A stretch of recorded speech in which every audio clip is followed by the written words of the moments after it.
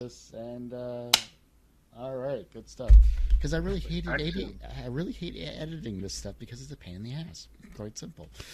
Um, Oh, that's true.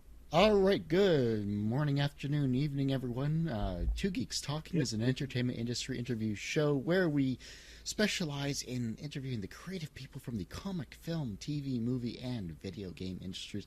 And of course, I'm your host, Kurt Sasso.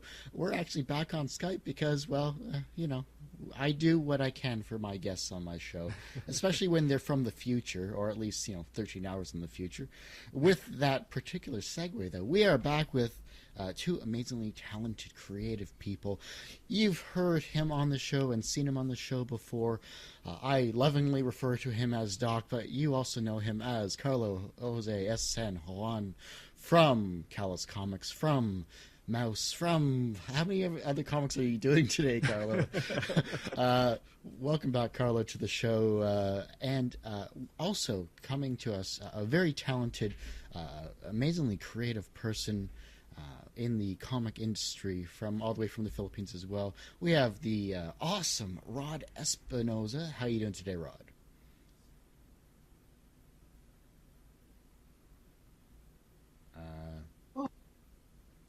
I think we lost this audio. We lost his audio, yeah. Did you get? Oh, I'm doing all right. We got I'm absolutely. doing all right. A pleasure to be here.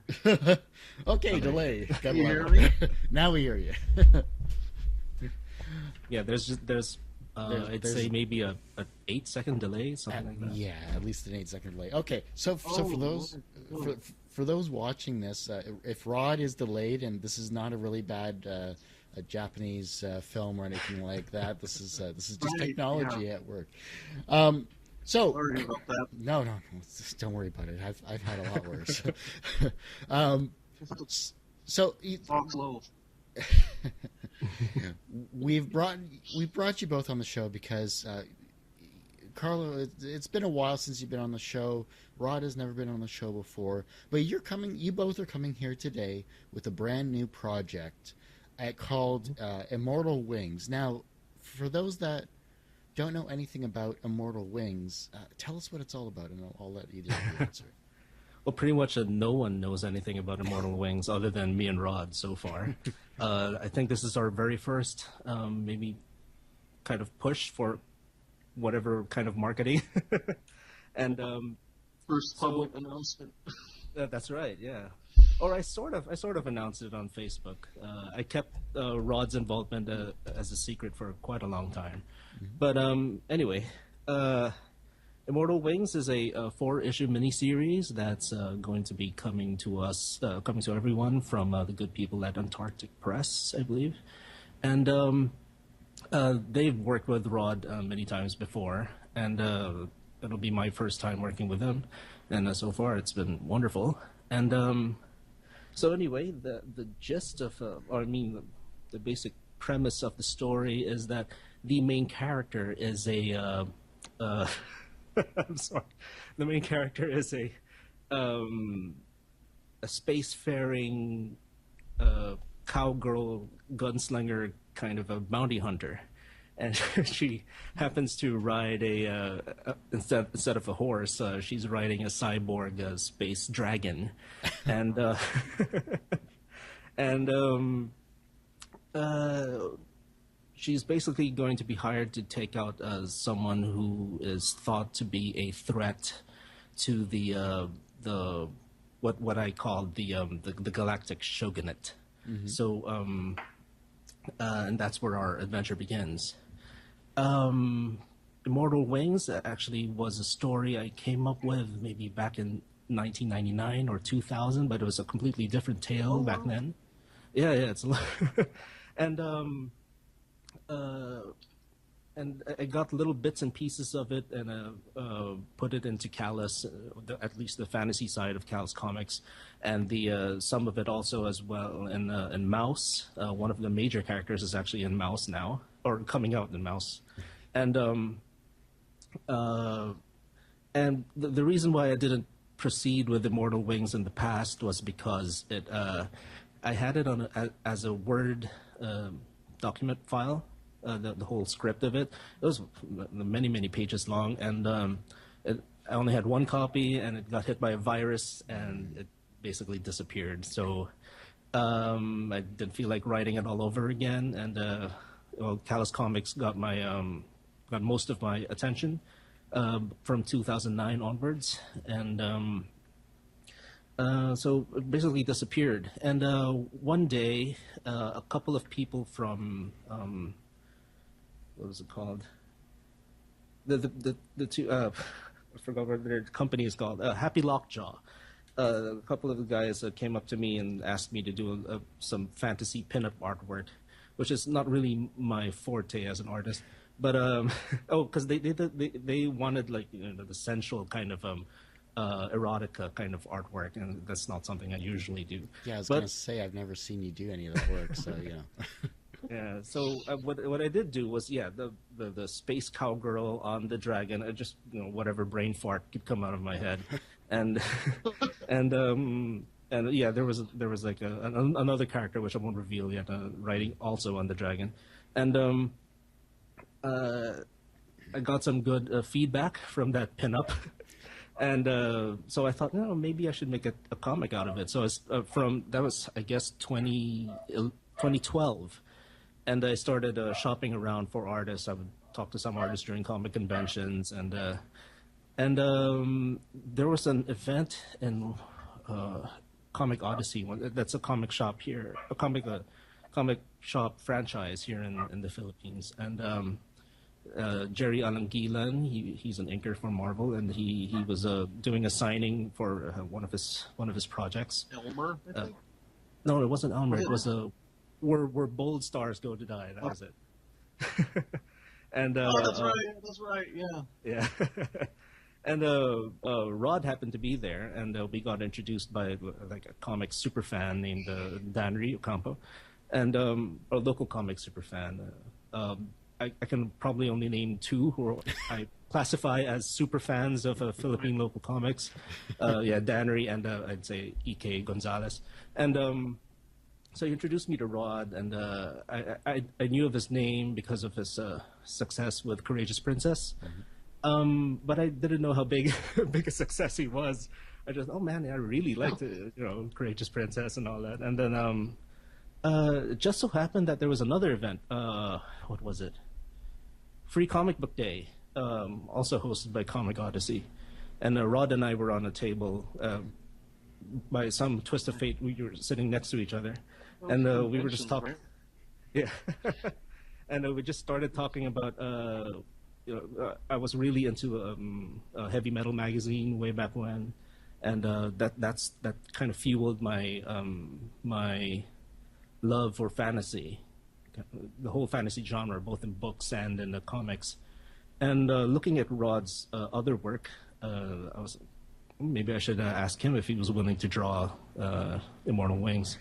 So I asked him for page rates and everything, and he sounded very interested in my premise.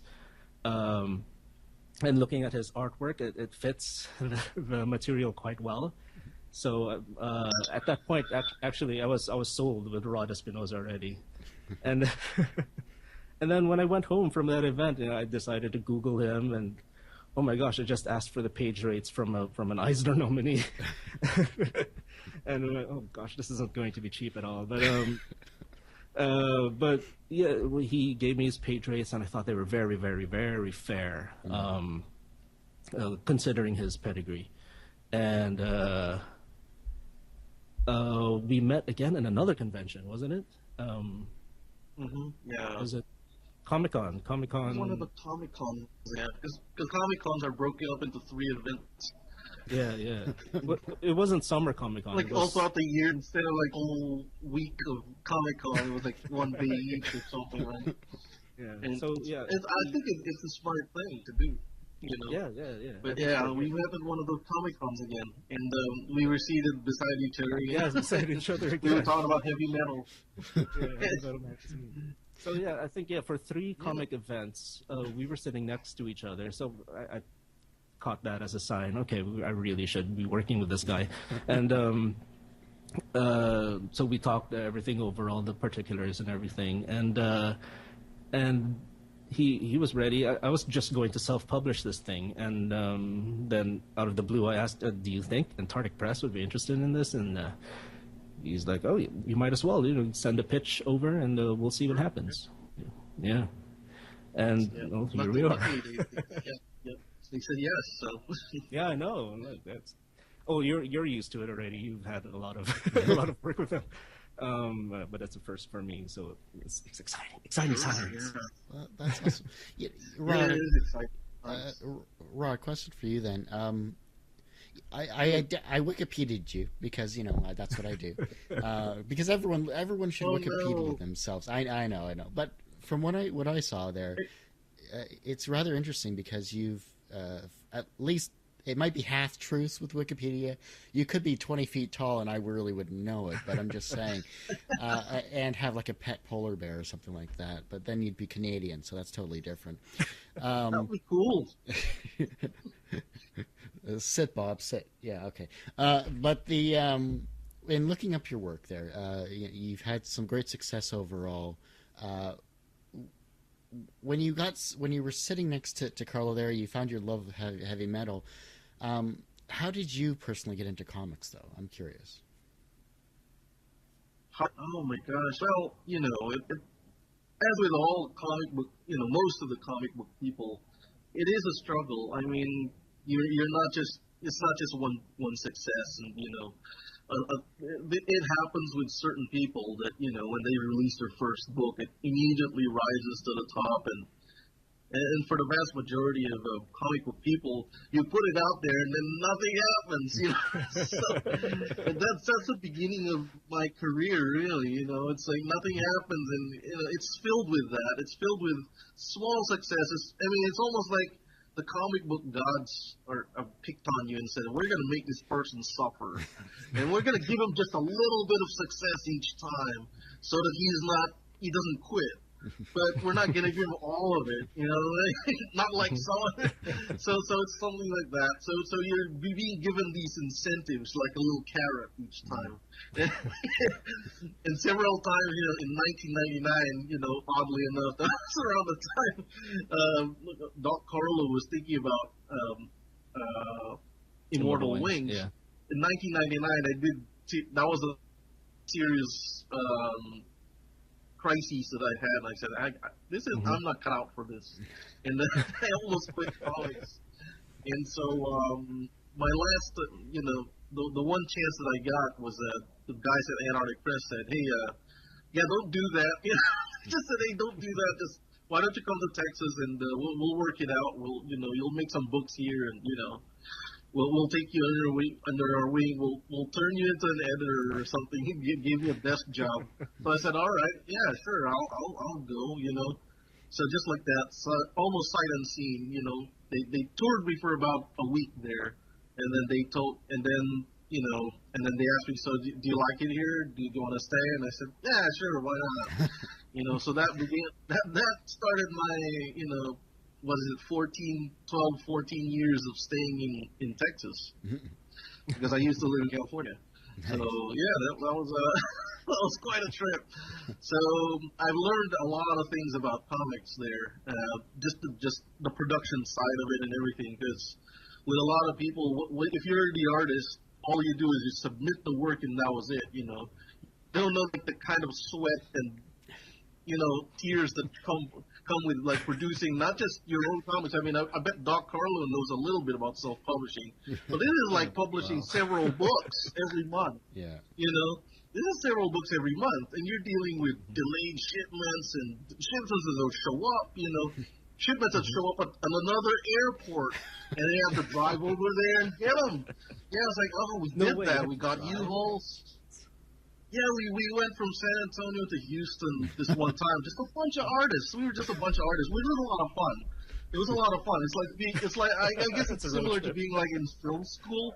Yeah. Because you're just a lot of young artists and you're just all together in one boat and you're all struggling to make bills. And here you are riding a U-Haul, to get your books, because you're not gonna sell them if they don't get to where they are, because nobody's gonna ship them. They're gonna ship them, but it's gonna be like, oh, it's gonna be in 3 weeks. You're like, 3 weeks? You're gonna miss the release day. So I'm like, I'm gonna drive over there, pick him up physically. So we're artists. So we weren't meant for heavy lifting. I get to do like a lot of. Yeah, that was my one source of exercise.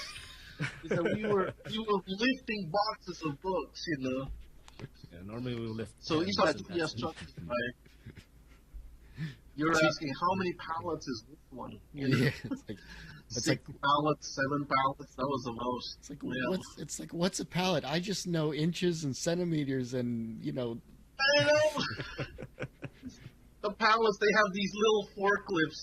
The delivery people, they have these tiny forklifts that are operated by one man, and he brings it down from the truck. And you're like, oh my gosh! And then beep beep, it goes. That little mechanical ramp thing go down. Oh my gosh, that thing is heavy.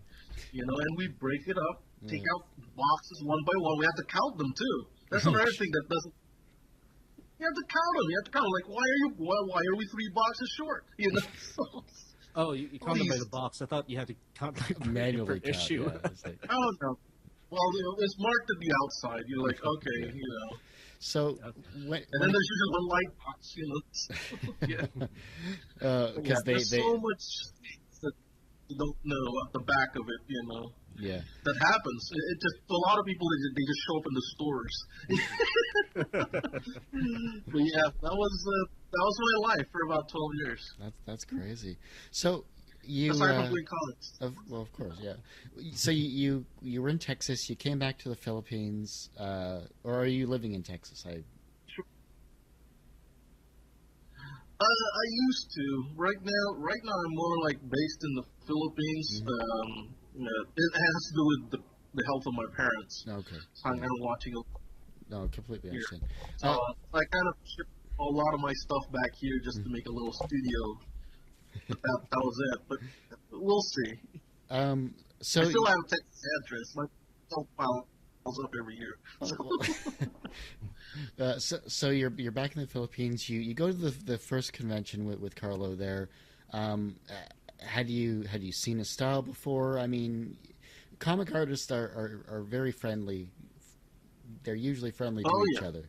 But what was your first impression of Carlo's work?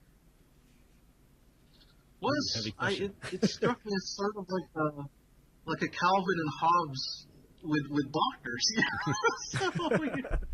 I'll take that. That's a good. It's like all this doctor goes on all these adventures, So it struck me as it's pretty good. Yeah, it's pretty fascinating, and it's very rare that I think it's very courageous for people to take a stab at like another duck character because like Walt Disney had the lock on duck characters, and then second to that you got Daffy Duck. Those are hard characters to follow. I guess that's why a lot of artists don't have the courage to make a third duck character. I have 5 ducks, I think. Yeah, because you do. But yeah, it's a very courageous choice.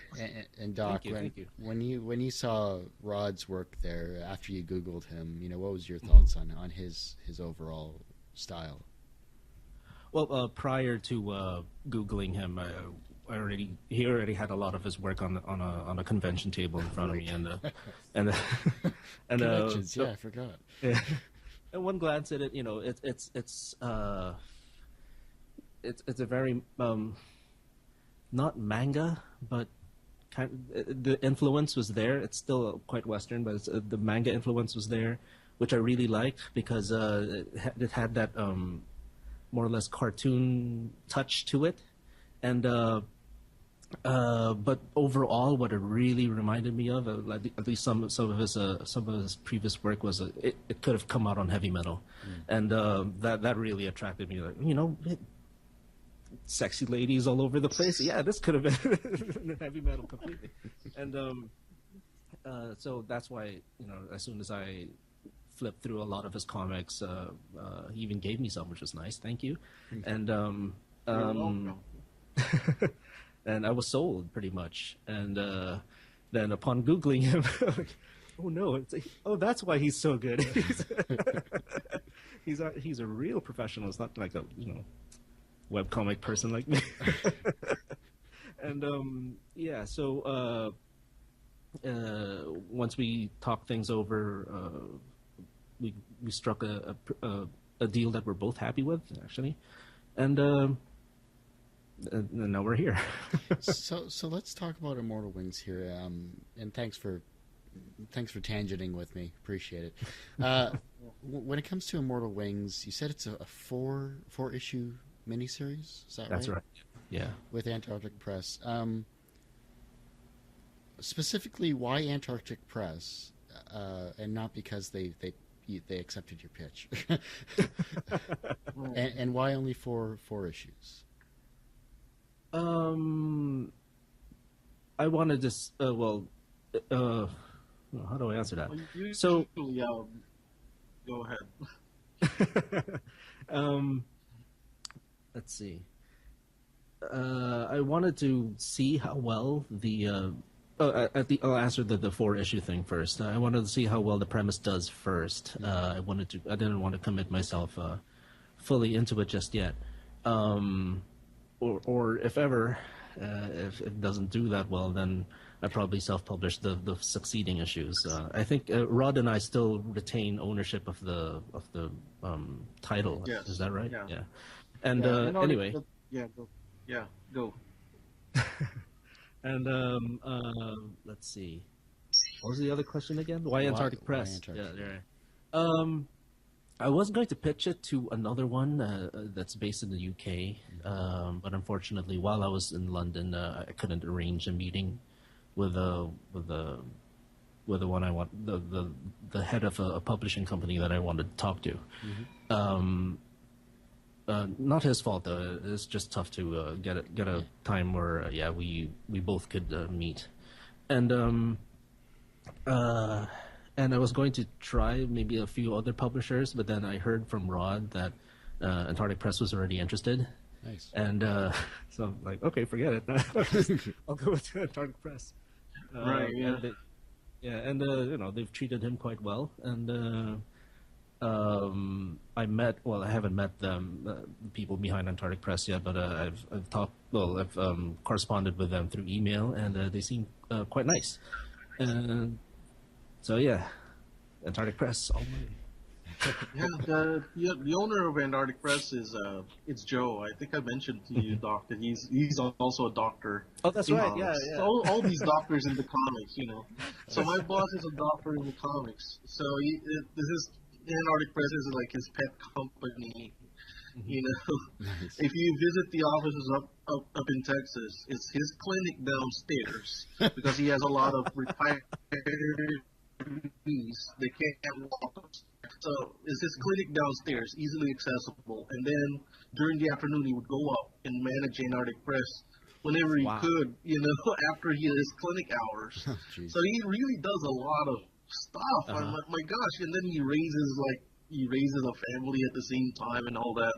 But his kids are grown up now; they're like in college. Okay. But when I first came down there, this was in 2001. They were little kids, Wow. So I saw those two girls grow up. Now they're in college and everything, and occasionally they'd be involved in the comic book work, like editing certain books or something like that, or writing some of them. Writing some of them, assistant writer for some of the. For some of the educational books that we want. So it's quite a trip, and they're a good company. They give you all the rights back, they don't have all these complicated deals where like I'm gonna get like 50% and 70% control, whatever, So they just have a straight up contract. It's pretty easy to understand, and admittedly they're not gonna pay you like millions of dollars or anything like that. This ain't Marvel, but they'll give you your shot, Nice. And as I always tell creators, even if the book doesn't sell, they'll give you like tons of your comics, You know, they'll actually give you as much of a comic as you can carry. So usually give me a whole box. That's something like, Nice. depending on the thickness of the comic book, you know, it's something like 60 to 120 copies of the, you know, the individual ones. So that's kind of that kind of copy generosity, you know, like it kind of is unmatched actually. Like I like it because of that, you know, because you can sell all your copies afterwards, and I even have them shipped back here in the Philippines, so I can sell them here. So they're a pretty cool company. When I was up there, I'm gonna tell a little story again, because that's how we do. We do a lot of these what corporations call team building exercises, but to us, it's not really a team building. It's sort of out of necessity. You know, one time I used to be the grill guy. You know, I took buy some meat at the grocery store, like a lot of hot dogs and sausages, and we would grill in a park or something, and that would be our company picnic thing. And it's only like a dozen guys, really. It's a dozen people up there, and everybody's into comics. The male guy is into comics. Oh, our male guy is like a huge fan. He would have art coming in from all over the United States. He would buy I bet he has a lot of museum pieces in his home already, and he's just stacking them up because he doesn't have room to display them all. So his house is like this warehouse full of original art from people, you know. So and he's like one of the old timers who loves the 50s and 60s. So he's a lot of classic art up there. Amazing. So all the people at Antarctic Press are quite a bunch of characters. It's fascinating. Yeah, I can definitely relate with Joe's life in a sense, but managing a publishing company, that's a step, maybe several steps above what I do. Yeah. It's tough. It's tough. You know. Yeah, I don't know how he pulls it off. I don't know how he does it either. I don't know how I do it also. It's just obviously. And then every Sunday, he even runs like a D&D game. You know, he's like, "What? Oh, nice. Yeah, time for that." He does. Oh man, that's crazy. I almost want to just fly down to Texas, one for the warm weather, and two, you know, just to be there for Hot Dog Day. Sure. Oh, come down, maybe visit the. You know, AlamoCon is becoming like the convention. Really? To be at. If you get locked out of San Diego, which happens, you know, Alamo Comic Con is one of the better. Now I'm pitching Alamo Comic Con. Oh, they're good guys. They're easy to deal with too. You know, they're pretty, you know. And Alamo Comic Con. It's in our backyard. Oh, maybe now I might do plenty it. of. Yeah. Where? So it might be a convention you wanna see. Where is it? Oh, it's in San Antonio, Texas. San Antonio, nice. Okay. Cool. Where Antarctic Press is. we just know the organizer, but you know, we were there. Antarctic Press is good at that. Nice. They support these tiny little cons, and then when they become big, like, oh, you know, we get a complimentary table now because of that, because we supported them when they were like tiny and nobody would pay attention to them, you know. So that's kind of like what Antarctic Press does. A lot of the big names in comics actually came from Antarctic Press. If you trace back their lineage, and they got their first shot in Antarctic Press. That's awesome. When it comes to it, though, Immortal Wings, does Immortal Wings have a release date, or are you still in production of it? Yes, we're still in the middle of production. I'd say we're pretty much halfway done. We should be done with the whole thing by. Almost half. Yeah, we should be done with the whole thing. Yeah, maybe by April. Who knows? We were hoping for. Yeah, we were hoping for an April release date. I'm hearing end of the year, and I'm hearing April. Boy, this is what happens when a writer and an artist start, fighting. Oh my God. So yeah. Well, hopefully. Yeah. The release will be April. Yeah. Oh right. Yeah, sooner better than later, of course. But Sure. At least when it comes to it being released, who does the announcing? Would Antarctic Press announce it, or? Yeah, they have to. Yeah, they have to announce it. Okay, all right. Okay. So I Usually, should shut up then. But this is good though. This is good that we're doing this advanced promotion thing now. You know. So this is the right way to do it. And I and anything that Doc does, I'm always happy to have him on the show there because I think it was your first interview that you had something like that. Yeah. When was that? Oh God! Just don't ask me to look in my archive. I can't remember. Something like that. Yeah. Okay. It's fairly recent then. Yeah. And I've co-hosted a couple of episodes, right? Where that's true. I forget where he would. Byron. I think. No, I've never been on with Byron, but Dustin Reese was the first one. Yeah. Oh, wow. And then, he does +1, and I don't think he does it anymore. I think he's. Yeah, he has a new thing. He's doing graphic novels now, nice. And sorry, this is the only time we can catch up with, it's not like we have social media or anything like that to do this, Was I co-hosting when you did? You interviewed Liz Staley, or no, she co-hosted when I was on. Yes, that was it. Yeah. That's right. Yeah. And she has a Kickstarter still going on too. That's right. Book 3, which I wrote if you didn't know this, Rod, apparently I'm a writer in comics as well too now. So. Oh right. You do a little bit in the end of the next book. I did a 25 page bonus story there that Liz is going to draw if the book 3 gets published. So, she's well on her way though. She is. I think she's about 50%. She's a bit of a plug here, Liz. There you go. But AdrastisComic.com, book 3.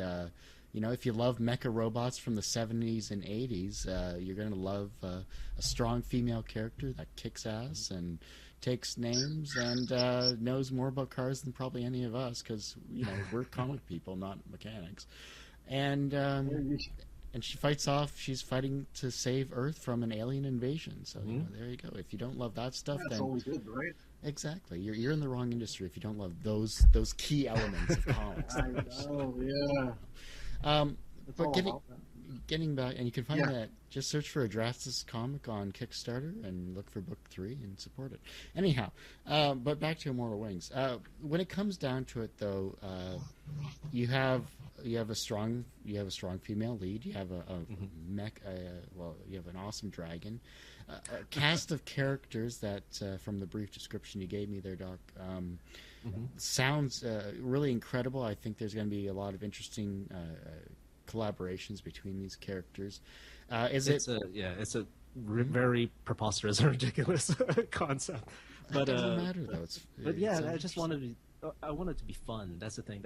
That's right. The kind of comic that I make all the time anyway. So, and Rod, when you see his artwork, oh my gosh, it's a lot of fun. It's very energetic, and I gave him total complete freedom when it comes to the visual aspect of everyone and everything, and he exceeded all my expectations. Oh, I'm glad you like them. Mortimer is so Doc Carlo. Mortimer is such a Doc Carlo character. There's this character named Mortimer. We're required to give a spoiler, and I guess that will be it. Are you? For TGT, okay. yeah. For this podcast, we're supposed to give a spoiler, and I was going to do something else, but this is good enough. So the actual threat that the Galactic Shogunate hires our lead bounty hunter to eliminate is actually it turns out to be a little sorry. It's a little rabbit. Yeah, it's a little rabbit named Mortimer, and he's struggling to do his. He's a farmer. He inherited a farm on an asteroid that wasn't meant to be farmed on, and he's in rough times and everything. And then all of a sudden, the whole galactic government wants to take him out, and Oh, but then you know it had to be all on the down low. That's why they had to hire this bounty hunter. And concept-wise, I want to touch on this a little bit. Since I have this intense love for spaghetti westerns and samurai movies and fantasy movies, I decided to just throw them all together into one comic. Yeah, and yeah, that's why there's a lot of Silverhawk's world. Oh, that's right. Yeah. And the farmer bunny actually, he's named after one of the characters in The Good, the Bad, and the Ugly, and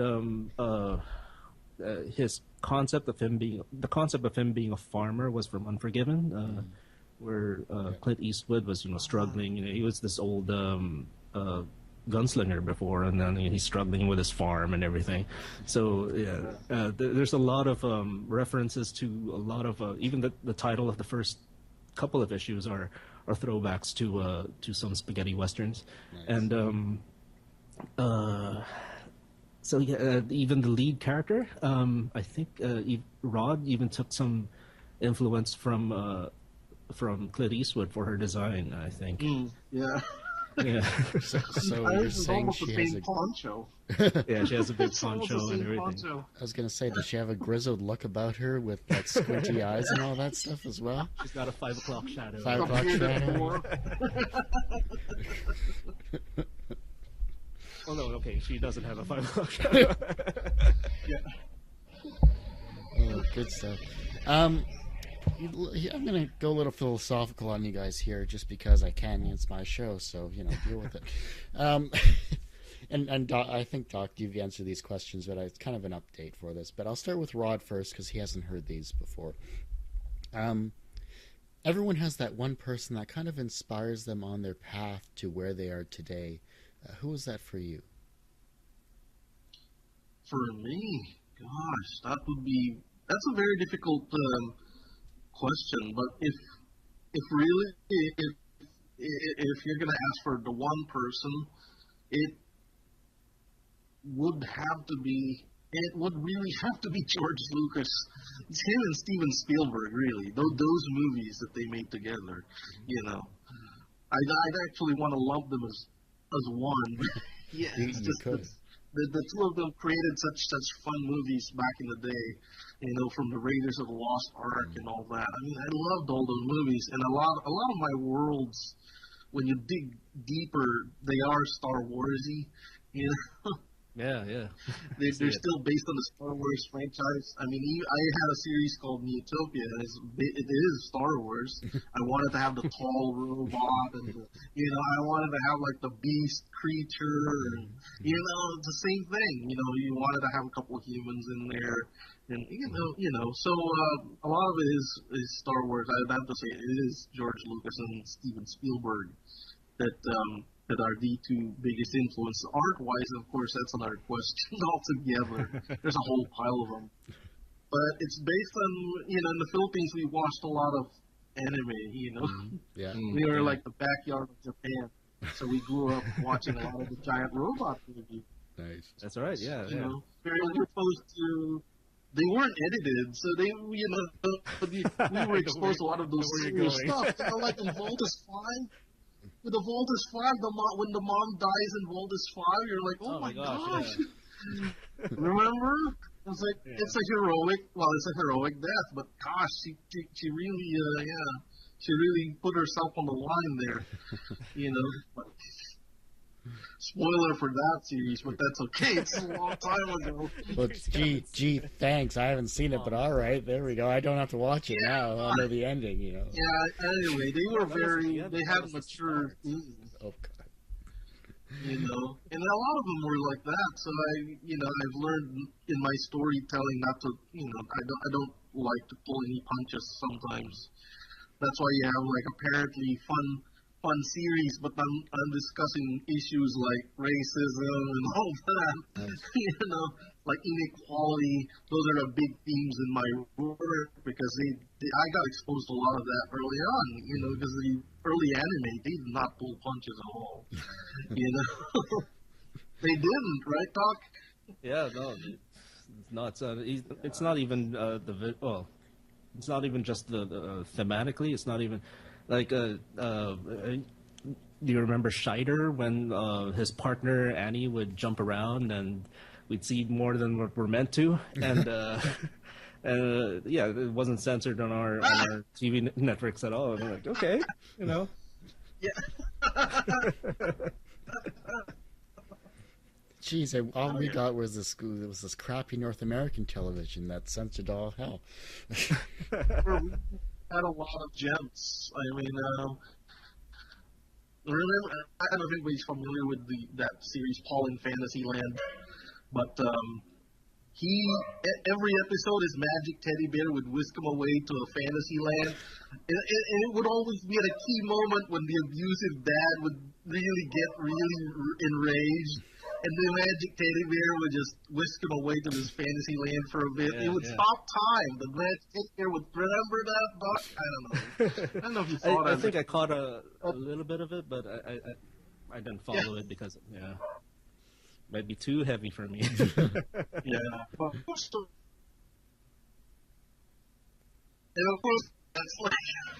that was like a pattern of all the dramas in the Philippines ever after that. You know, like this little kid orphan who was like who enters servitude in this wealthy. It's really what do you call that? It's really Downton Abbey. 3 decades. Yeah, all our decades before Downton Abbey. Yeah, all our soap operas turned out that way. You know, same plot over and over, just different characters. Yeah. This little girl being good stuff. In terms of the rich people's son, he was like on her side, you know. That's pretty cool. And how about artistically then? Who was your major influence? What's that? Who's your artistic influence, comic wise or manga wise? Okay. Oh my gosh. Well, I would have to be. It's kind of a mix again, you know. But the guy that I was most exposed to actually is Jim Lee. You know, that's why I still go. A lot of my shots are still huge because of that. Because apparently I heard that Jim Lee was advised to just make those huge panels with the one shot, body shot with the pose. And I still do that a lot, especially when my characters are sexy women. So, but, you know, I got that from Jim Lee, you know, because you hear about all these stories when you work for a publisher. And apparently back in the day when he was like this middling artist, you know, really smart editor said, you know, if you would make these big shots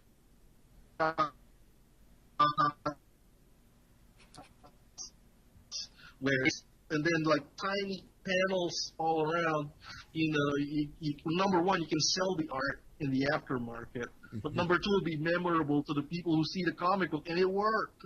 You know, it worked. You know, his run on X-Men was very memorable because of that. You know, so I remember that. I was like, I locked that into my, and in fact, a lot of my early art kind of looks like Jim. I was doing the hatching. We call it the Scott Williams cross hatching. You know, gotta do the Scott Williams thing. We had this theory that it was Scott Williams doing that. Like, I think it's Scott Williams. You know, 'cause we were thinking, oh, well, somebody else inks Jim Lee. It doesn't have the Scott Williams shading. You know? So we try to take apart a lot of that. That's the fun thing about being a studio with 12 guys. Yeah. You know, you're like, you know, you deconstruct a lot of the, nice. You know, and your ear is on the ground, and a lot of the news, because our two editors, our editor in chief, Joe Elchins, and our VP of production, Lee Duhigg, they're like the two guys that are the most attached to up to date on the pop culture and all that, and they have their ear to the ground. You know, they know what's up. That's why they're the ones coming up with all these new ideas, you know. Like anything that's new, you get on it right away, you know. So they're the two marketing geniuses. Joe, our boss Joe Dunn, wouldn't be able to run Antarctic Press without those two guys.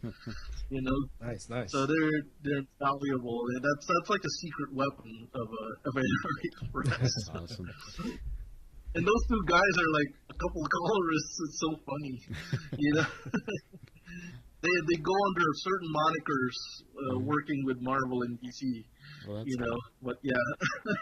I don't think you want to reveal their trade secrets. Like, oh yeah, that's yeah. But yeah, it's like, oh wow, the Antarctic Press is run by a pair of coloring experts. That's awesome. That's so cool. Doc, we'll go with you here. Same question, inspirational person for you there. You can go art, you can go movies, you can do whatever. Yeah, well, I answered before regarding comic strips, so I won't touch that anymore. But when it comes to like the comics and the long form comics and particularly the fantasy stuff, a lot of the stuff that came out on Heavy Metal way back was very influential to me. Just the mere fact that anything can happen. That was a bit encouraging because I can pretty much write whatever I wanted. And but as for particular people, art-wise, I really like this Italian artist. His name was Massimiliano Frizzato, and he did a mini-series on heavy metal called The Keepers of the Mazer. His art was... Oh, you know that? Oh, that's fantastic. Oh, my gosh. Yeah, and... I have his books back. Oh yeah, I have them too. Anyway.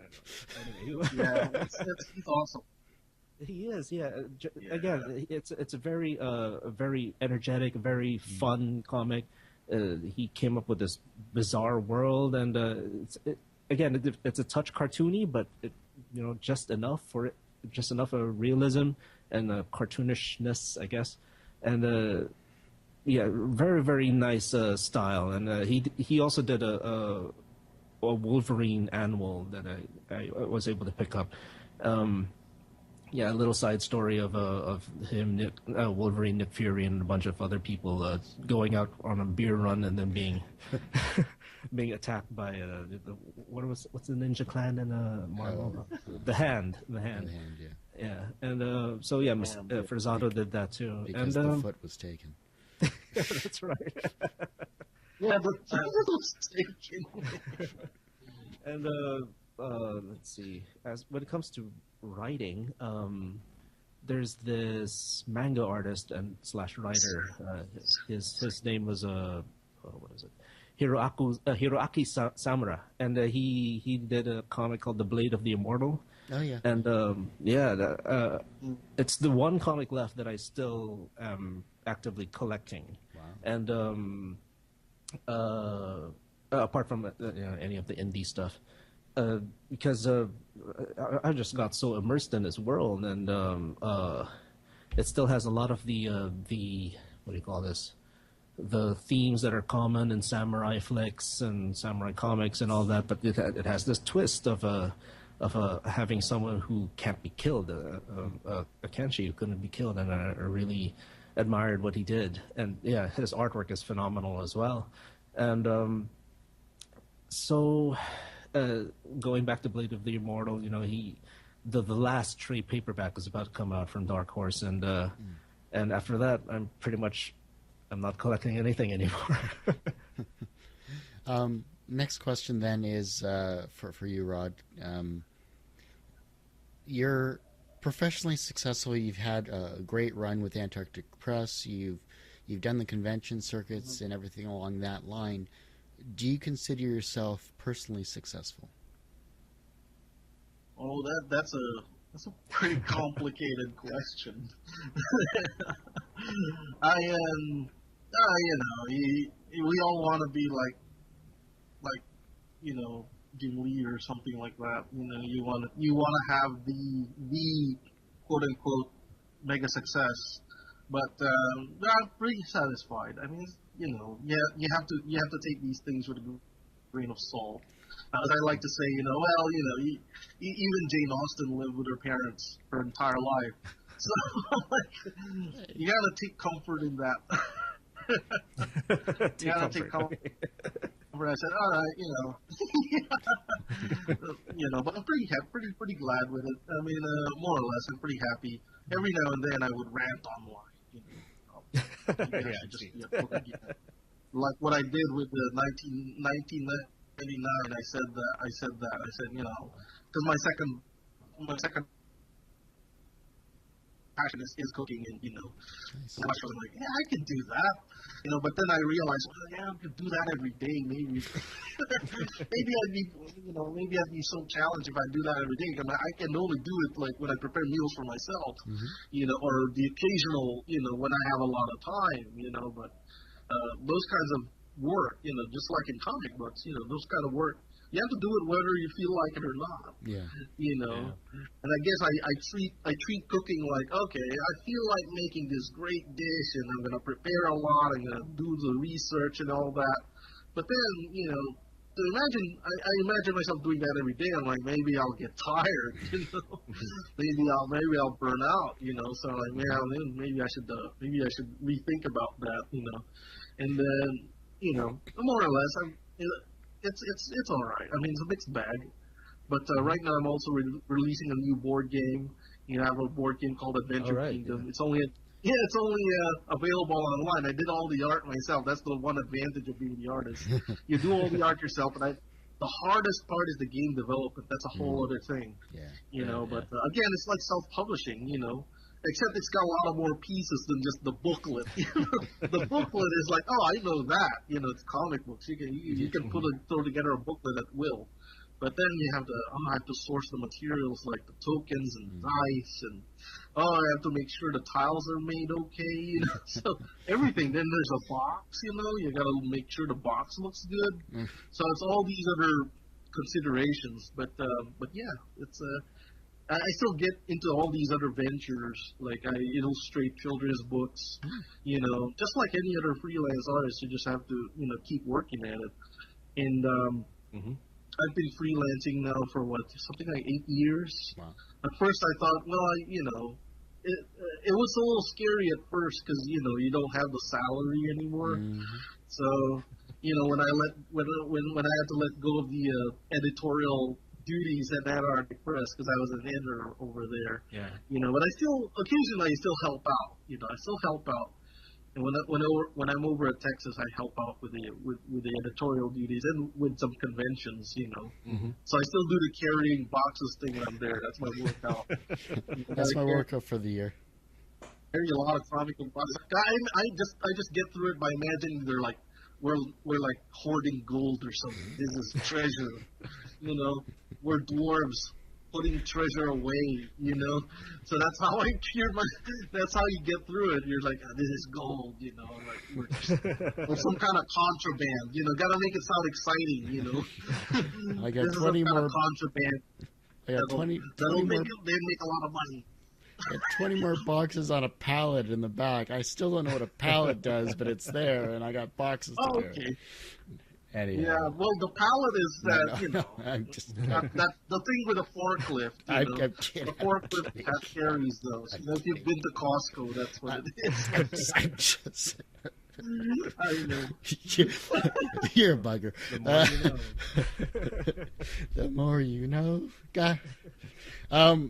Yeah. You've answered this question, Doc, so I don't have to go back to it there, unless your answer's changed. Do I consider myself a success? Personal success. Different than... like Rod said, yeah, it's a heavy question. But It's a big struggle. well, I'm just, when it comes to being published by someone else, and I'm just starting out really, and who knows, after this, that'll be it for me. Who knows, but when it comes to getting that shot, I guess yes, I'm a success in that. I don't know, through pure luck. Because I was sitting next to Rod for 3 comic events in succession.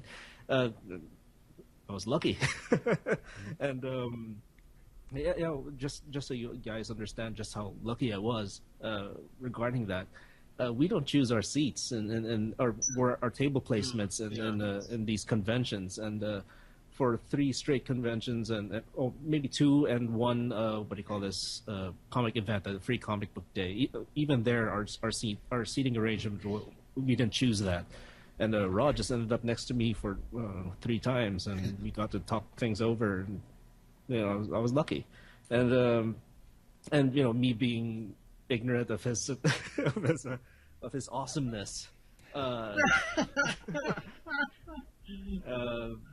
was lucky to have the I guess the balls to ask him, give me your page rates and we'll see what happens. And but it all turned out good. I'm very happy. As Rod said, he's happy. I'm happy where I am in the comic world as well. I'm looking forward to what comes next with Callous Comics. Mouse is also apparently getting some good feedback. We're hoping me and Pilar are hoping to come up with our next issue this year. Cool. Callous might have another book this year. Depends on my financial, all that, because I am self-publishing. Immortal Wings would be coming out sometime this year as well. I'm hoping to be in at least one convention this year in the U.S. Or somewhere in North America, and that's things are moving in the right direction. Whether fast enough or slow enough is arguable, but they're moving forward, so I'm happy.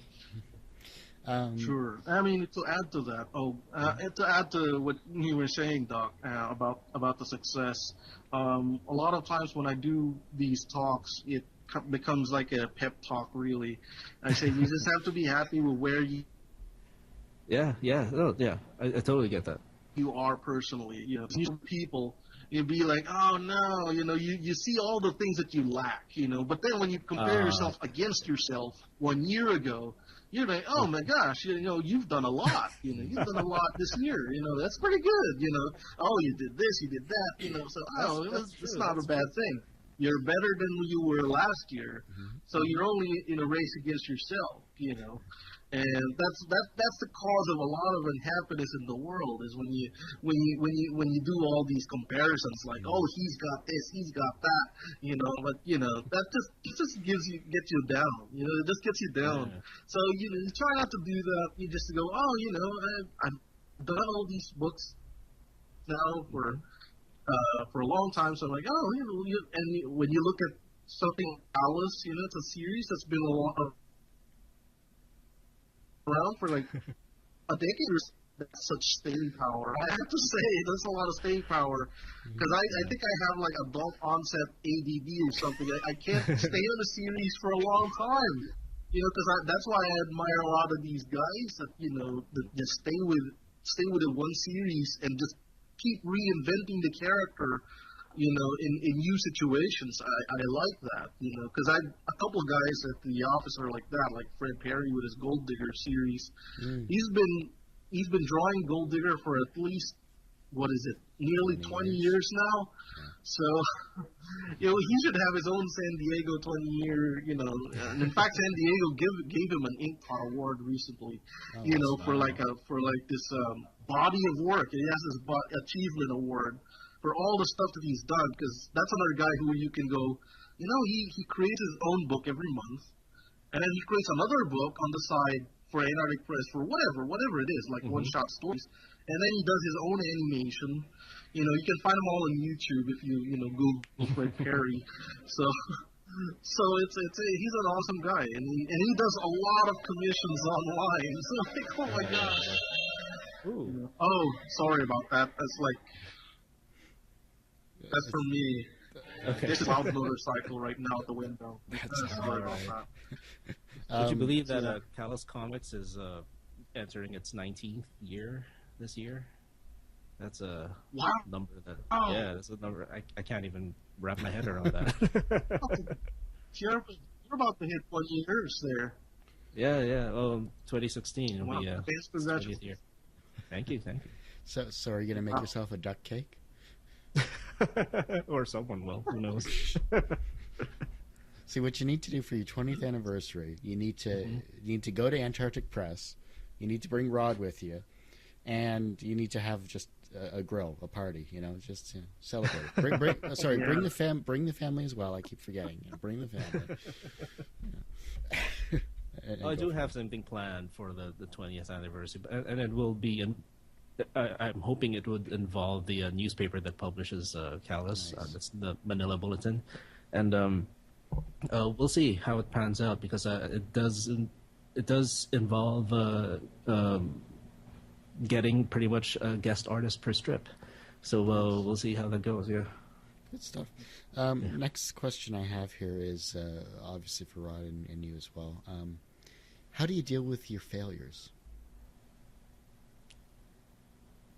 Keep smiling, For just me? keep swimming. Yeah, for Rod. No, yeah. Well, it's almost like this. When you're looking at the trajectory of my life, it's almost like this company graph. There's years where sales are low, and then there's years where sales are high.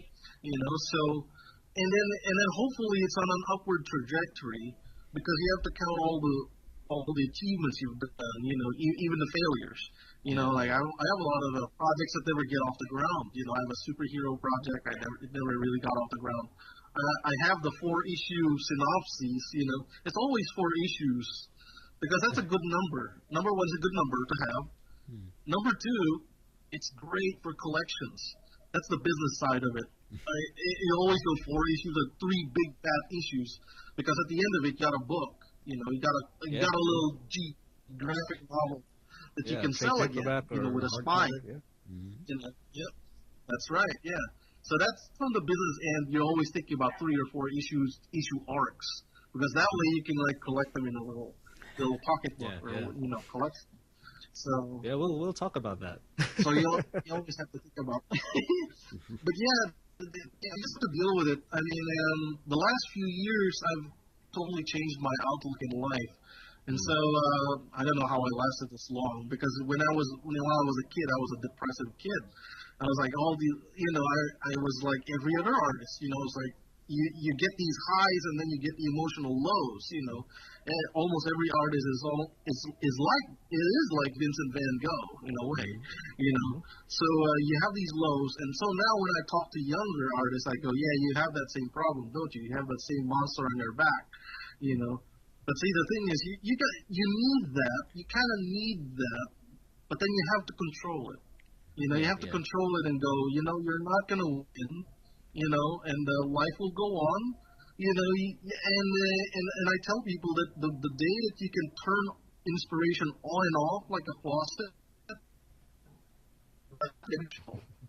because no matter what you feel like, if you want to crank out that book, you got to crank out that book, So I have all these steps of how to get myself into the workspace, The hardest is just starting. But once you're started, like me, I pencil a few things, and if I don't feel like penciling a few things today, I go, well, I got tracing, that easily takes the day off, and you can still get productive when you're inking, and then tomorrow again you'll begin the penciling again.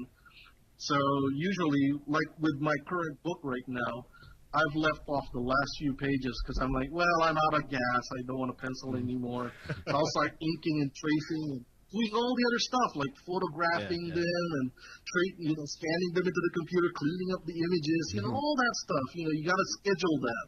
You got to schedule that like a movie production. You got to schedule that for the days that you're not inspired. So if you really have no gas to produce, you got to do all the other stuff.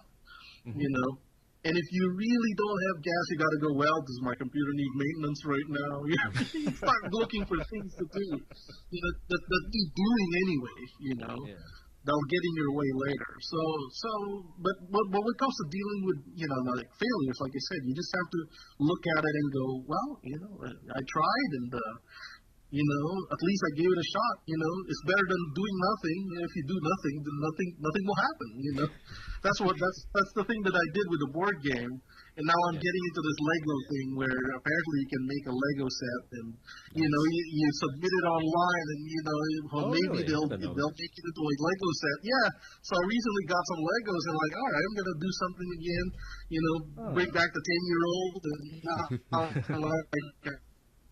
got this. So Kurt, yeah. So So. Yeah, listening to Rod, you could tell why he and I got along right off the bat, because we're similar. It happened in previous episodes that I was involved in. I got all philosophical about all this, and when I first announced Immortal Wings on Facebook, the guy who introduced me and Rod, Danry, he blew his mind. Yeah. And one of the things he said was that Rod Espinosa and Carlos San Juan together, it's like an amalgamation of positivity or something like that. So there you go. Yeah, that's right. And you just gotta stay positive, I guess. Learn from your mistakes. That's something Cal Duck said way back. Learn from your mistakes, get up, and just try your best not to fall the same way again. And like I said earlier, just keep smiling, just keep swimming. That's another thing. From Finding Nemo. Just keep swimming, keep swimming. When I was in med school, when I was a med student, and then I had run out of gas, in the emergency room, and there's still so much to do, like people broken legs or whatever, or gunshot wounds, or dying. That song from Finding Nemo would come into my head. Just keep swimming, and just keep doing what you have to do, and get the job done. Right. So yeah. I gotta add a little thought to that. Just a second. Go for it. I wanted to mention this earlier when when Doc was mentioning about sitting beside me. When you sit beside me at cons, that day is free comic day for you. You don't have to wait. That's what I do with everybody who's my neighbor. Right and left, both sides. I just a bunch of your comics. That day would be free comic book day for them. Because I love giving out my books. That's the nice thing about PNAB. Yeah, you got the first issue of Mouse. I think one of my books. Yeah, that's right. Thanks. Swapped, yeah. Yeah, that's always great. Sitting with you people. It's like you got a motorcycle it's rally. Oh yeah, I know. Well, my neighbor has these motorcycles. So now his friends are picking him up or something, they're going to go off riding around town. No, it's just a couple kids, It's all good.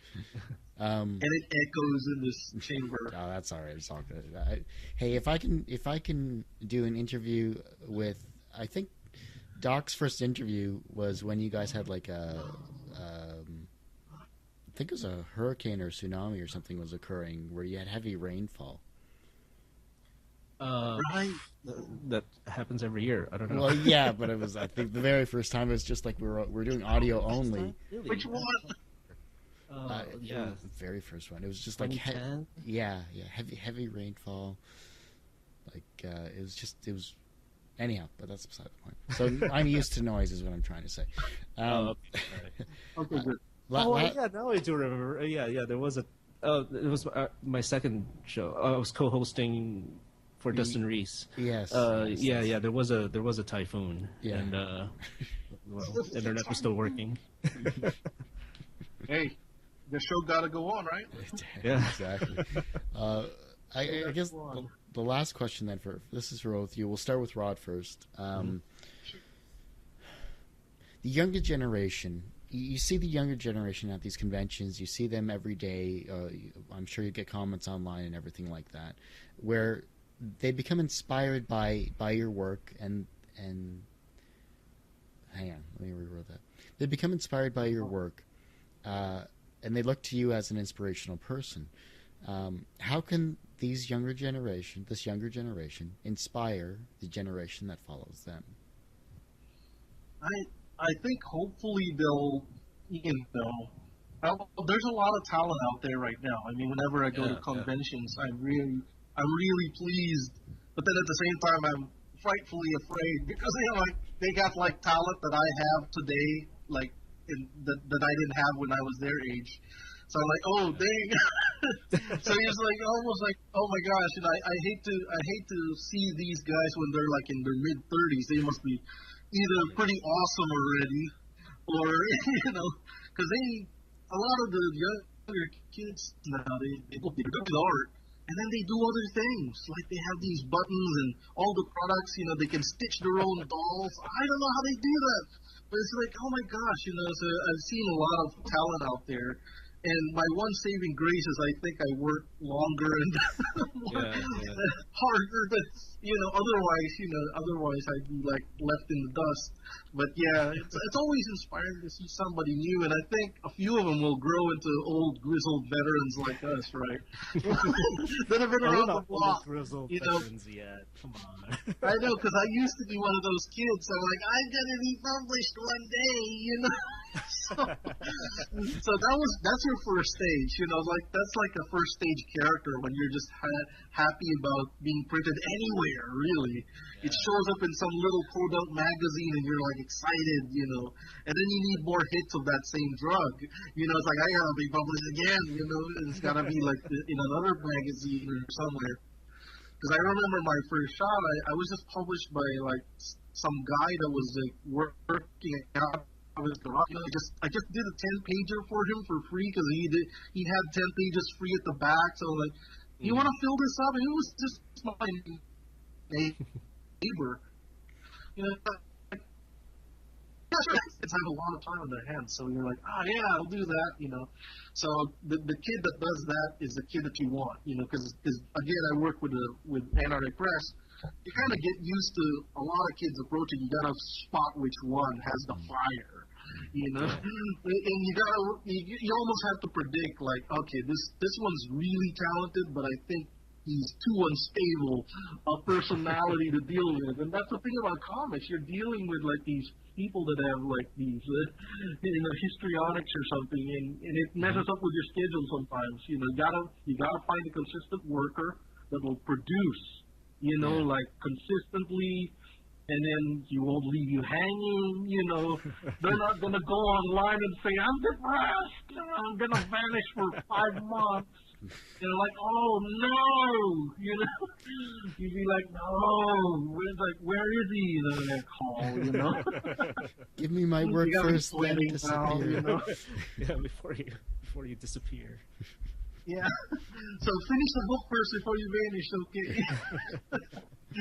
Yeah. So you go through that, the experience of being an editor. I mean, that's what they also what other artists say, like Todd McFarlane. He worked as a comic book retailer. He does suggest that you work as a comic book retailer. I also suggest you work as a part of a publishing company to get all this other experience. Kind of informs you, and it gives you perspective. It gives you perspective of why comics are the way they are and why you just have to just keep on swimming. And then back to you there, Doc. I know you've answered it before. Any new insights after all this? Well, yeah, like Rod said, you walk around these comic conventions and you just see amazing talent. I didn't, my schooling days, and I wasn't exposed to that much artist. It's just now that I'm in the comic world, and I'm seeing all this amazing talent, and just wow, but then sad to say, I think talent isn't enough. Like Rod said, you do need to have that fire, and then that's one of the things I look for because I do shop around for artists, for whatever comic idea I have, and you also want to find someone who has that unique voice in their art. Like, I'm not looking for the next Jim Lee. I'm not looking for the next Rod Espinosa. I'm not looking for the next whoever, Todd McFarlane, and I'm looking for the next name, and Yeah. going around, I noticed Pilar, who's the artist for Mouse now, and she has her own voice. It's manga, Right. but yeah. but once you see it, you know that it's her art, and it's the same with Rod Espinosa as well. When I first looked at it, like, okay, I can tell that Rod Espinosa drew this, and it was a disadvantage to me at some point because when I released the first Putting artwork, the previous people knew Yeah, about. Like, I know those. the first piece of artwork online, and then people were like, "Hey, Rod Espinosa drew that." I'm like, not revealing the artist yet, but they're like, "Oh, I know that line work. Yeah, that's Rod Espinosa." Wink, wink. I know Settle that down, people. face. So this is what happens when you put it on the internet. Yeah, I know.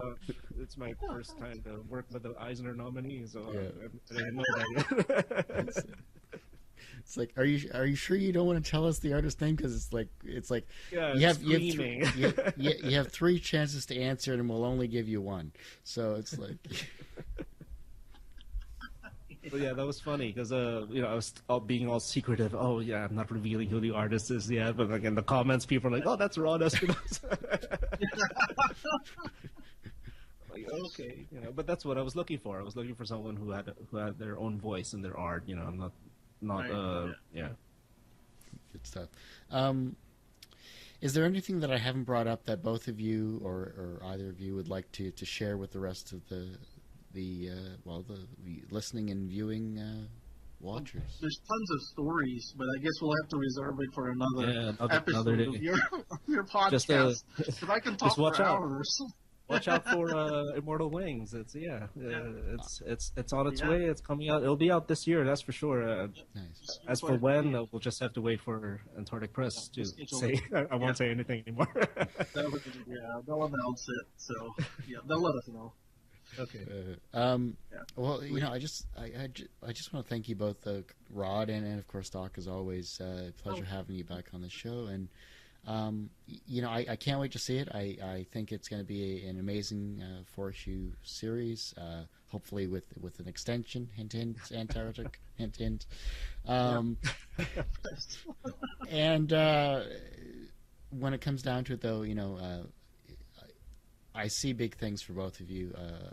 Not just because you already have your professional experiences behind you, but I'm always interested in seeing what you guys have in the future. So keep it up, and I look forward to anything you guys come up with. And Two Geeks Talking is always a show for you guys here for sure. So thank you, Kurt. Yeah, thanks for having us. Anytime. It was a pleasure. I mean, you're a nice guy. I'm Canadian. That's what we do. Polar bears aside.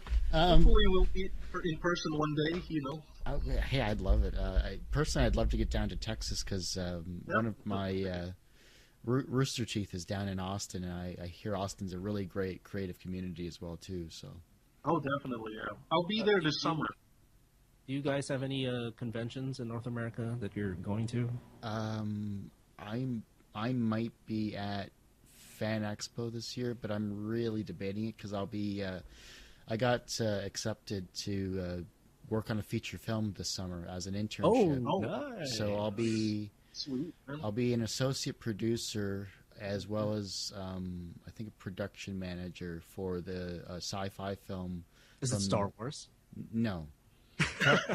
Dude, I wouldn't. I would quit school. I would be in wherever they're filming, and I'd be there. I don't care if I'm just serving coffee to George or to whoever, J.J. Abrams.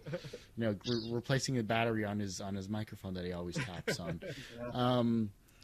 No, it's there's a filmmaker, a professor at the university that I'm at currently, who is created a film called The Birder with like Fred Willard and Graham Greene and a few others.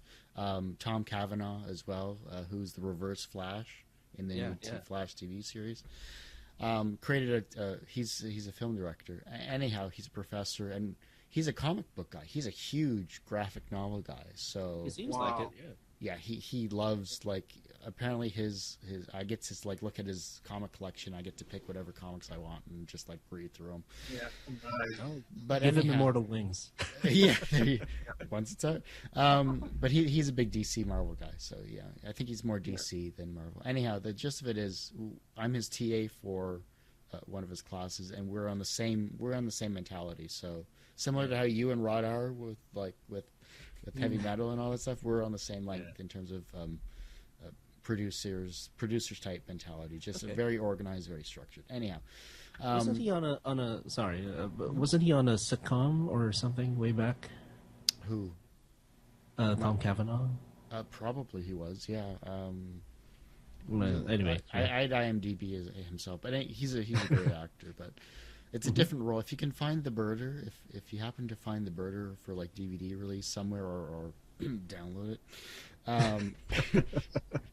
then you can take a look at it, because it was all shot in Windsor, Ontario, where I live. So nice. Okay. So he's doing a sci-fi film, and I'm going to be learning the industry from start to finish, how to get food from sponsors, food, location scouting, everything. So isn't it snowing there or something?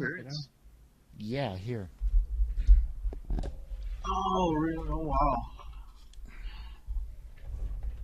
Oh, It's blistering hot down here. That's why. oh my gosh! Yeah, I gotta tell you, it's summer is just stepping into our lives, and it's searingly hot.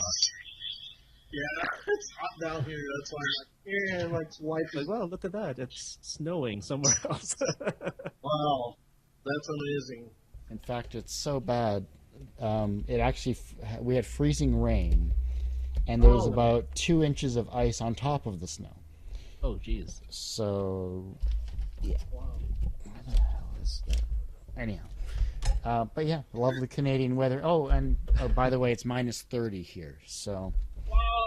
Whoa, that numbers I'm kind of unheard jealous. of for people like us. I'm kind of jealous. We're like sweltering down here. Oh yeah, it's hot. It's crazy. It's like well into the night right now, but it's still hot. It's crazy. I'm still looking up at my shiny. Yeah. That's why as this interview was going on, my face gets shiny. And That's good. Well, you're so far off your Three back. electric fans pointed at me right now. But the overall thing of it is like, it's been crazy. This has been probably one of the worst winters since the 80s that we've had. wow. And the area that I'm in isn't even cold. Like you go northern Ontario, you go into like the Northwest Territories, Yukon, Alaska area, or even Winnipeg, Manitoba, which is like central Canada, is just as cold, if not colder. Wow. So think of it this way: if you know where Detroit, Michigan is, and you know the Great Lakes that surround it. I'm in a little town called Kingsville, which is on Lake Erie. Lake Erie is one of the southernmost lakes in the chain.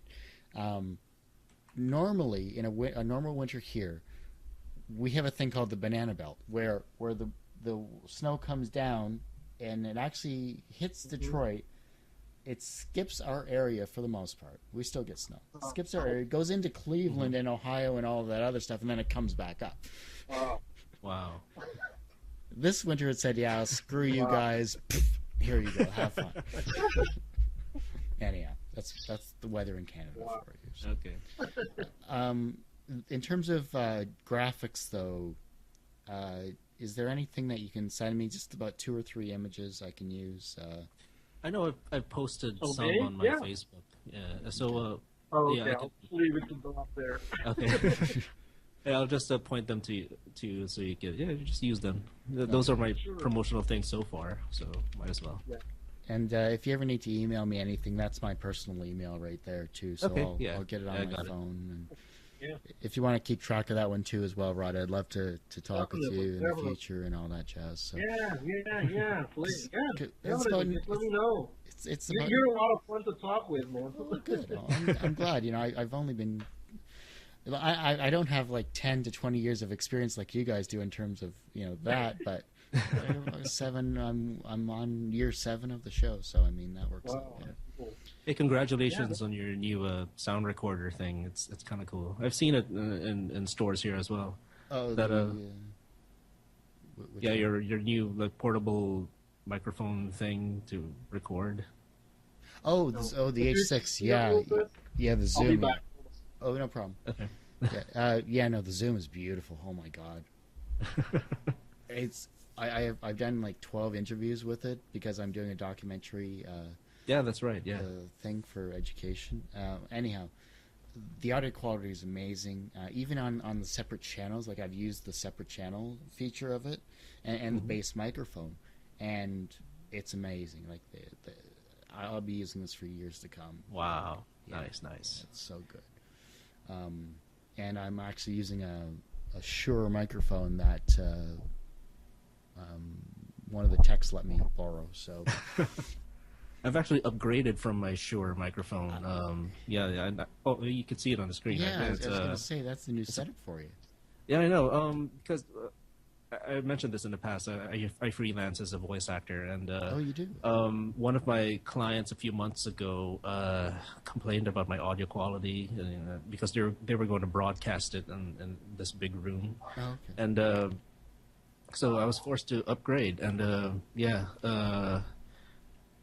it turned out my problem was that my previous setup was connected to the audio jack of my computer, and that was creating some buzz or something, or some Yeah, audio feedback there. problem. Yeah, so I got this little studio thing now that that you connect via USB to the computer, so it sounds great, and it came with this mic and this headset. I love the pop the pop filter's a nice. Oh, I've had nice that feature. forever. Yeah, no. Yeah, I know. It's kind Girl of professional. it's funny because I tried ordering a pop filter and one of those arms like you have there for a microphone, and Amazon couldn't ship it to Canada because they thought I was going to break someone out of prison. That was their reason for not shipping a pop filter and a microphone arm to me. How? I have no clue because we just freeze the bodies and we don't even have a real jail system. No, just kidding. No, yeah. This is a Samsung PS1 pop filter. I've had it forever. All my previous episodes with you, I've been using this pop filter. Okay.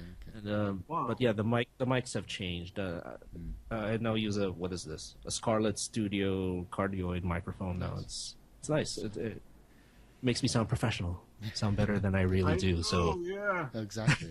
You gotta turn up that bass there. Turn down the treble, turn up the bass. Literally get that deep radio voice that I have too. yeah. That's what I've been wanting to do, but right now I haven't hooked it up to my what do you call this? Your mixer.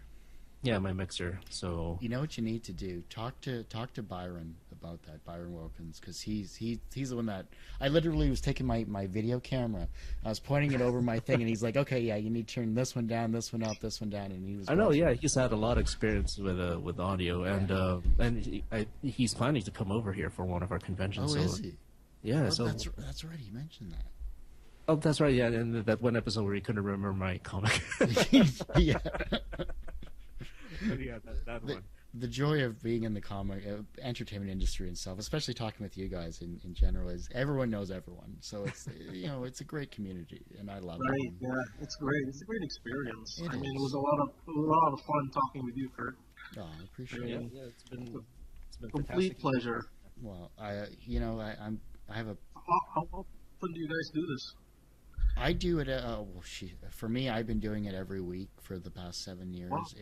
Sometimes Wow.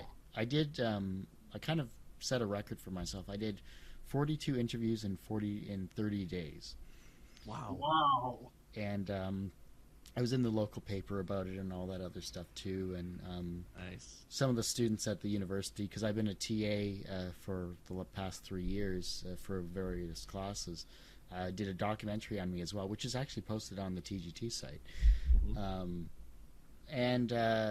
So I've done a lot of little things. I'm actually trying to become a documentary filmmaker as well as being a producer in TV film.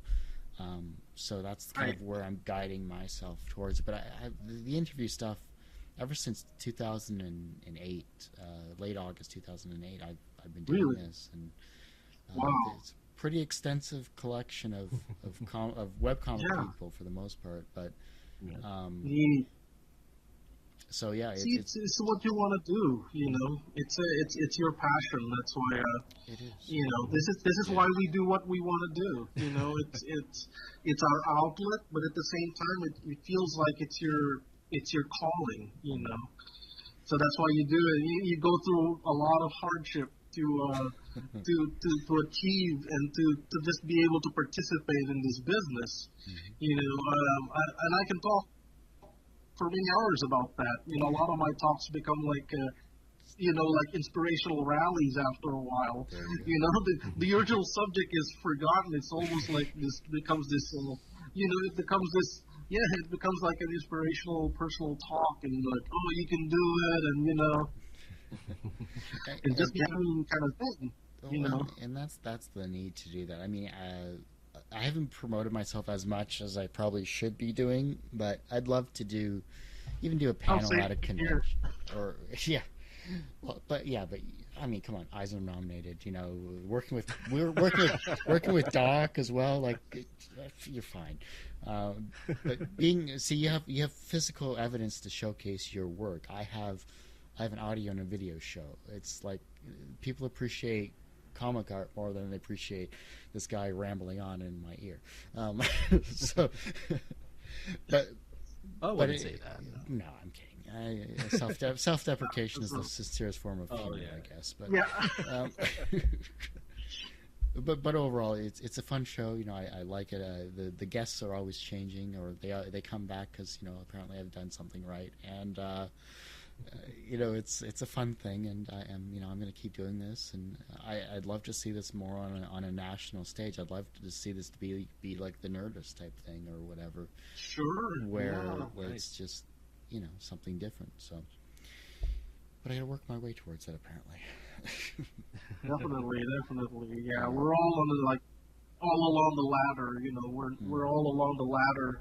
And every time you get a rung up every year, and you're in good shape, Like you say, you just don't compare yourself to other people. You just go, well, I'm higher up in my own personal ladder, so that's not a bad thing, And everybody succeeds at their own pace, kind of thing, Just like that. That's still like Ian McKellen. You never heard of. Until he played Magneto. He's apparently done a lot of other stuff, but in America we only hear about him, So that's kind of like, how I see things, Like even guys like him you've never heard of until he became Magneto, the X-Men, and then he became Gandalf. Well, that's why we know him. I'm an exception. Before that, we haven't. I didn't know about him. Well, no, I don't know him, but I knew him through At Pupil, one of his previous movies. The one with about AIDS. I forgot the title. And what's that other thing he did? Gods and Monsters with Brendan Fraser. Anyway. Yes, there you go. Yeah. But see, that's the thing, though. I mean, when you're going on these, when you're measuring success, you have to look at it on a perspective of how far you've gone in your own life, or sometimes you have successes elsewhere, like you have successes elsewhere, like, okay, maybe I'm not successful too much this year in my comic book life, but in my personal life, oh, look, this year I had a girlfriend, so I'm like, yay, it's like you have to look for these little things to cheer yourself up. Just like me, I'm like, oh my gosh, like I had this great family reunion, and people from 3 continents came. That's kind of unheard of, so I'm like, this is awesome. And then we had this week-long drive all around northern Luzon. So, and then I got Marco for the first time in my entire life, and I'm like, oh, this is sweet. I like it, So you're always like experiencing new things, so that keeps you happy, It's like the overall thing, Yes. So yeah, definitely experiencing life is always a good thing to have and do, and definitely, yeah. It's thanks for rubbing the girlfriend thing in my face. Appreciate it. It's not like Oh no, don't worry. I'm single again now. So. No, but I'm saying that that this was last year. Yeah, no, I know. 2015, I'm a single man again. So. Well, congratulations. Here's your man card He's back. available, lady. Yeah. And Yeah. so was Kurt. Come on. Oh, okay. I thought you were married, Kurt, but Oh, I guess I God. just. Eventually, I'd love to be, but Yeah. finding 'Cause it looks- yeah. a girl that's A, breathing, and 2, likes me. So yeah. Hey, welcome to the singles club again. No, Don't worry, you're a handsome young man. Yeah, it's been a bit of a drought overall. So we won't get into that because it's my show and I can cut shit out. So anyhow,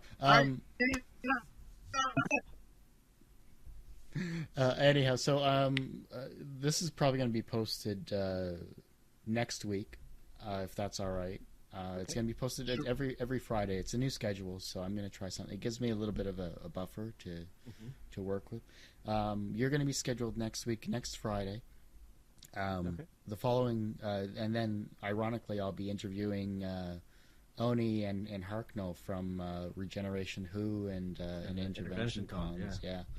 Now that's a convention you need to get to there, Rod, because that's an amazing convention out of Maryland. Which one?